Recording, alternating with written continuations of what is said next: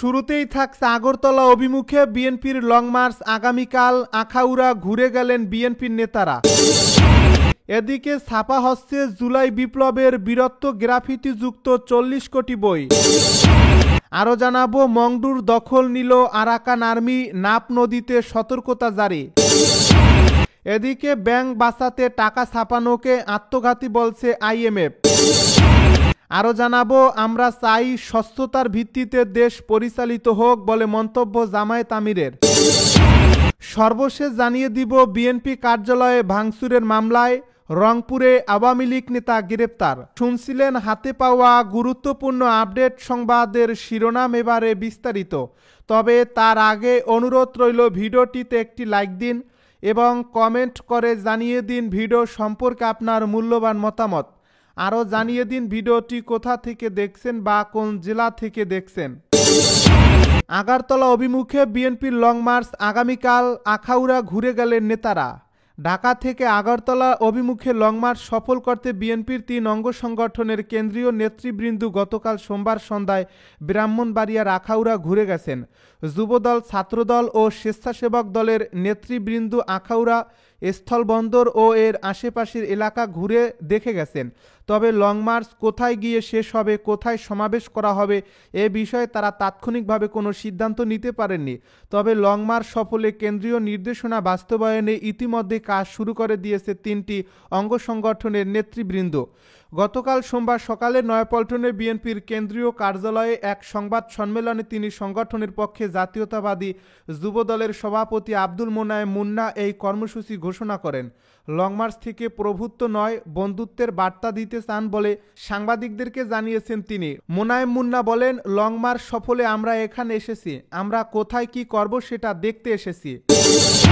ছাপা হচ্ছে জুলাই বিপ্লবের বীরত্ব গ্রাফিতিযুক্ত 40 কোটি বই। এবার পাঠ্য বইয়ে নতুন করে যুক্ত হয়েছে জুলাই বিপ্লবের ঘটনা। প্রচ্ছদে যুক্ত করা হয়েছে গণ অভ্যুত্থানের গ্রাফিতি। পাশাপাশি বইয়ে তুলে ধরা হয়েছে ৭১-এর মহান স্বাধীনতার পেছনের সব নায়কের অবদান। আগামীতে আরও বৃহৎ পরিসরে পরিমার্জনের মাধ্যমে পাঠ্য বইকে ঢেলে সাজানোর কথা জানিয়েছে জাতীয় শিক্ষাক্রম ও পাঠ্যপুস্তক বোর্ড। জানা যায়, এবার প্রাথমিক ও মাধ্যমিক স্তরে প্রায় 40 কোটি 16 লাখ নতুন বই ছাপাচ্ছে সরকার, যার সম্ভাব্য ব্যয় ধরা হয়েছে ১,৭৫০ কোটি টাকা। প্রতিটি বইয়েই আছে সর্বস্তরের মানুষের অংশগ্রহণে সংঘটিত জুলাই বিপ্লবের ছোঁয়া। অন্যান্য শ্রেণীর মতো তৃতীয় শ্রেণীর বাংলা বইয়েও যত বিপদ তত ঐক্য শিরোনামের গ্রাফিতি স্থান পেয়েছে। আর বাংলাদেশ ও বিশ্ব পরিচয়ে ১৯৫২ থেকে ২০২৪ সালের ইতিহাস সংশ্লিষ্ট গ্রাফিতি, জুলাই বিপ্লবের ঘটনা ও বীরত্ব গাথা ৬ষ্ঠ থেকে ১০ম শ্রেণীর বইয়ে গল্প আকারে উপস্থাপন করা হয়েছে। এনসিটিবি বলছে, ইতিহাস বিকৃতি থেকে পাঠ্য বইকে মুক্ত রাখতে মহান মুক্তিযুদ্ধ সহ দেশ গঠনে অবদান রাখা সবাইকে যথাযথভাবে উপস্থাপন করা হয়েছে। মাওলানা আব্দুল হামিদ খান ভাসানী ও তাজউদ্দিন আহমেদের অবদান এবং শহীদ রাষ্ট্রপতি জিয়াউর রহমানের স্বাধীনতার ঘোষণার বিষয়েও অন্তর্ভুক্ত করা হয়েছে আগামী শিক্ষাবর্ষের বইয়ে। এনসিটিবির চেয়ারম্যান ডক্টর AKM রিয়াজুল ইসলাম বলেন, যে গ্রাফিতিগুলো সর্বজনীন আবেদন সৃষ্টি করে, স্বপ্নের কথা বলে, সেগুলোকে আমরা বইয়ে রেখেছি। ইংরেজি বইয়ে যেমন গ্রাফিতি নামে একটা আর্টিকেল রয়েছে, তেমনি আমরা তোমাদের ভুলব না এমন নামে একটি লেখাও ৫ম শ্রেণীর বইয়ে রেখেছি। মংডুর দখল নিল আরাকান আর্মি, নাপ নদীতে সতর্কতা জারি। মিয়ানমারের রাখাইন রাজ্যে চলমান যুদ্ধে দেশটির সশস্ত্র বিদ্রোহী গোষ্ঠী আরাকান আর্মি মংডু শহর নিয়ন্ত্রণে নেওয়ার দাবি করেছে, যার ফলে বাংলাদেশ মিয়ানমার সীমান্তের ২৭০ কিলোমিটার সীমান্তের পুরোটাই আরাকান আর্মির নিয়ন্ত্রণে চলে গেছে। দখলের পর নাপ নদীর আরাকান জলসীমায় অনির্দিষ্টকালের জন্য সব ধরনের নৌযান চলাচলে নিষেধাজ্ঞা জারি করেছে তারা। কয়েক মাস ধরে মিয়ানমারের জান্তার সঙ্গে লড়াইয়ের পর রোববার সকালে মংডু শহরের নিয়ন্ত্রণ নেওয়ার দাবি করে আরাকান আর্মি। সোমবার মিয়ানমারের গণমাধ্যম ইরাবতীর এক প্রতিবেদনে তথ্য জানা যায়। এ বিষয়ে টেকনাফ উপজেলা নির্বাহী কর্মকর্তা শেখ এহসান উদ্দিন বলেন, বাংলাদেশি জেলেসহ সব নৌযানকে সেদিকে না যাওয়ার জন্য মাইকিং করা হয়েছে। গত কয়েক মাস ধরে মিয়ানমারের জান্তা বাহিনী ও আরাকান আর্মির সঙ্গে টেকনাফ অঞ্চলে সীমান্তের ওপারে যুদ্ধ চলছে। ইউএনও আরও বলেন, ইতিমধ্যেই আমরা জেনেছি আরাকান আর্মি টেকনাফ সীমান্তের ওপারের এলাকাটি পুরোপুরি দখলে নিয়েছে। গতকাল থেকে সে দেশের জলসীমানায় নাপ নদীতে সব নৌযান চলাচলের নিষেধাজ্ঞা দেওয়া হয়। তাই আমরাও টেকনাফের ফিশিং ট্রলার মালিকদের অবহিত করেছি, নাপ নদীর সীমান্ত এ মুহূর্তে অতি ঝুঁকিপূর্ণ, সেখানে কোনো ট্রলার না যাওয়ার জন্য মাইকিং করা হয়েছে। পাশাপাশি সীমান্তে অনুপ্রবেশ রোধে বিজিবি ও কোস্ট গার্ডের টহল জোরদার রয়েছে। ব্যাংক বাঁচাতে টাকা ছাপানোকে আত্মঘাতী বলছে আইএমএফ। উচ্চ মূল্যস্ফীতির মধ্যেও 22,500 কোটি টাকা ছাপিয়ে দুর্বল ব্যাংকগুলোকে রক্ষার পদক্ষেপকে আত্মঘাতী বলে মন্তব্য করেছেন আন্তর্জাতিক মুদ্রা তহবিলের প্রতিনিধিরা। একই সঙ্গে কেন্দ্রীয় ব্যাংকের নীতিমালার দুর্বলতা ও দায়িত্বহীন পরিদর্শনের সুযোগে ভুয়া কাগজপত্র দিয়ে অর্থ পাচারের ঘটনা নিয়ে তীব্র ক্ষোভ প্রকাশ করেছেন তারা। ঋণ জালিয়াতি এবং ব্যাংক তছরূপে সহযোগীদের বিরুদ্ধে কার্যকর ব্যবস্থা নেওয়া কেন্দ্রীয় ব্যাংক ও সংশ্লিষ্ট কেন্দ্রগুলোর অবহেলার পরিচয়ক বলে অভিযোগ করেছেন আইএমএফ প্রতিনিধি দলের সদস্যরা। 470 কোটি মার্কিন ডলার ঋণের শর্ত পর্যালোচনায় ঢাকায় অবস্থানরত আইএমএফ মিশনটি সোমবার বাংলাদেশ ব্যাংকের সঙ্গে বৈঠক করেন। সেখানে তারা বিএফআইইউ এবং ব্যাংকগুলোর শিথিলতা ও অবহেলার বিষয়ে প্রশ্ন তুলেছেন।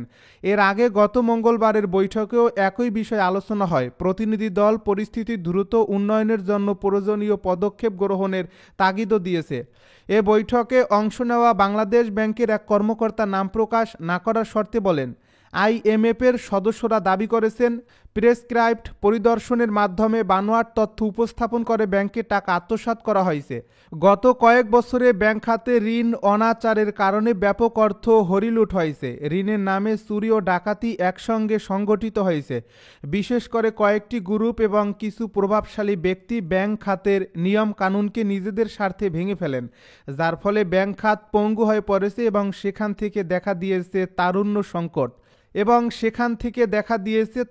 সংকট। আরও কিছু ব্যাংক গ্রাহকের টাকা ফেরত দিতে টালবাহানা করছে, যার কারণে গ্রাহকদের আস্থা তলানিতে নেমে এসেছে। তিনি আরও বলেন, এ পরিস্থিতিতে সম্প্রতি বাংলাদেশ ব্যাংক টাকা ছাপিয়ে সংকটগ্রস্ত ব্যাংকগুলোকে হাজার হাজার কোটি টাকার নগদ সহায়তা দিয়েছে, যা মূল্যস্ফীতিকে আরও উস্কে দিতে পারে। উস্কানি নিয়ন্ত্রণে আনতে বাংলাদেশ ব্যাংকের গৃহীত পদক্ষেপগুলোর কিছু দুর্বলতা আইএমএফ রেডমার্ক করে চিহ্নিত করেছে এবং ব্যাংকিং খাতে লুটপাটের করা নজরদারি নিশ্চিত করার পরামর্শ দিয়েছে। আইএমএফের মতে টাকা ছাপানো একটি আত্মঘাতী ও গণবিরোধী পদক্ষেপ, যা পরিস্থিতি আরও খারাপ করতে পারে। আমরা চাই স্বচ্ছতার ভিত্তিতে দেশ পরিচালিত হোক, জামায়াত আমিরের মন্তব্য। বাংলাদেশ জামায়াত ইসলামীর আমির ডাক্তার শফিকুর রহমান বলেছেন, আমরা চাই আগামীতে দেশটি সম্পূর্ণ স্বচ্ছতার ভিত্তিতে পরিচালিত হোক। আমরা এমন একটি জাতি চাই যেটি হবে মানবিক, প্রত্যেক ব্যক্তি একে অপরকে সম্মান করবে ও ভালোবাসবে।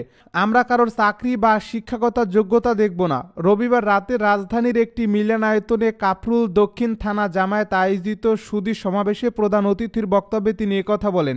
ডাক্তার শফিকুর রহমান বলেন, সমাজে যেখানে কেউ থাকবে সেখানে তারা নিরাপত্তা ও মর্যাদা পাবে এবং এই দুইয়ের মাধ্যমে সমাজে গর্বিত নাগরিক হিসাবে বসবাস করবে। আমরা ধর্মের প্রতি কোনো বৈষম্য করব না। আল্লাহ যাকে সৃষ্টি করেছেন তাকে ধর্ম বেছে নেওয়ার অধিকার দিয়েছেন। আল্লাহ কখনো কারোর উপর ধর্ম চাপিয়ে দেন না। সুতরাং আমরা সবাই মিলে সকল ধর্মের মানুষ একসঙ্গে এই ফুলের বাগান গড়ে তুলব ইনশাল্লাহ। জামায়াত আমির বলেন, এদেশের মানুষ শান্তিতে ও সহমর্মিতার ভিত্তিতে বসবাস করছে। এটা সম্ভব হয়েছে কারণ এদেশের অধিকাংশ মানুষ মুসলমান এবং তারা জানে প্রতিটি মানুষের জীবন ও সম্পদ অন্য মানুষের কাছে আমানত। আমরা এটা বিশ্বাস করি। তিনি আরও বলেন, এখন পট পরিবর্তন হওয়ার পর আমাদের সামর্থ্য অনুযায়ী আমরা সবার পাশে দাঁড়িয়েছি। আমরা সবার উদ্দেশ্যে আশ্বস্ত করেছি আমরা সবাই এদেশের নাগরিক এবং শান্তিতে এখানে বসবাস করব। অশান্তি তৈরি করতে দেওয়া হবে না। উদাহরণ দিয়ে তিনি আরও বলেন, আপনারা দেখছেন 5, 6 ও 7 আগস্ট 3 দিন বাংলাদেশে কোনো সরকার ছিল না। সেই 3 দিন সরকার ছিল জনগণ তাদের দায়িত্ব পালন করেছে। আওয়ামী লীগের কেউ বলেছিলেন তারা ক্ষমতায় হারালে 2 দিনের মধ্যেই 5 লাখ লোক মারা যাবে। আল্লাহর মেহেরবানিতে তাদের কিছুই হয়নি। এটা ছিল আল্লাহর বিশেষ মেহেরবানি। বিএনপি কার্যালয়ে ভাঙচুরের মামলায় রংপুরে আওয়ামী লীগ নেতা গ্রেপ্তার। রংপুরের গঙ্গাচড়া উপজেলা বিএনপির কার্যালয়ে ভাঙচুরের ঘটনায় মর্নেয়া ইউনিয়ন পরিষদের চেয়ারম্যান ও আওয়ামী লীগ নেতা জিল্লুর রহমানকে গ্রেপ্তার করছে পুলিশ।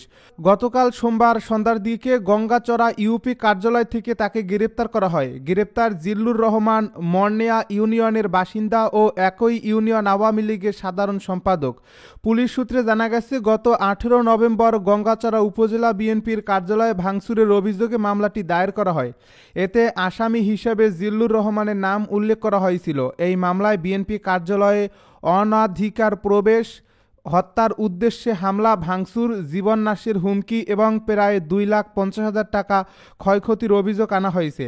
উপজেলা জাতীয়তাবাদী তাঁতি দলের সিনিয়র যুগ্ম আহ্বায়ক আব্দুল আল বাবু বাদী হয়ে গঙ্গাচড়া থানায় এই মামলাটি দায়ের করেন।